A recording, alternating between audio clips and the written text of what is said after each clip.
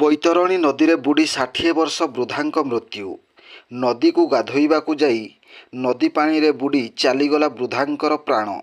କେନ୍ଦୁଝର ଜିଲ୍ଲା ପାଟଣା ଥାନା ଅଞ୍ଚଳ କେନ୍ଦୁଯୋଡ଼ା ଗ୍ରାମର ସ୍ୱର୍ଗତ ଗୌରହରି ମହାନ୍ତଙ୍କ ପତ୍ନୀ ପ୍ରମିଳା ମହାନ୍ତ ଗତକାଲି ବୈତରଣୀ ନଦୀରେ ବୁଡ଼ି ପ୍ରାଣ ହରାଇଛନ୍ତି। ପ୍ରମିଳା ଗତକାଲି ମଧ୍ୟାହ୍ନ ସମୟରେ ନଦୀକୁ ଗାଧୋଇବାକୁ ଯାଇ ଆଉ ସେ ଘରକୁ ଫେରି ନଥିଲେ।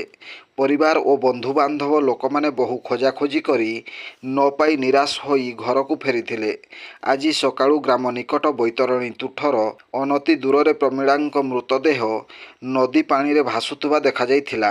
ଏନେଇ ପୋଲିସକୁ ସୂଚନା ଦିଆଯିବା ପରେ ପାଟଣା ଥାନା ଏଏସ୍ଆଇ ଗୌରହରି ଗୌଡ଼ିଆ ଘଟଣାସ୍ଥଳରେ ପହଞ୍ଚି ମୃତଦେହକୁ ଉଦ୍ଧାର କରିବା ସହ ତଦନ୍ତ ଆରମ୍ଭ କରିଥିଲେ। ଅପମୃତ୍ୟୁ ମାମଲା ରୁଜୁ କରି ପାଟଣା ଡାକ୍ତରଖାନାରେ ମୃତା ମହିଳାଙ୍କର ଶବ ବ୍ୟବଚ୍ଛେଦ କରାଇଛନ୍ତି। Bureau report, Janajagaran Odia.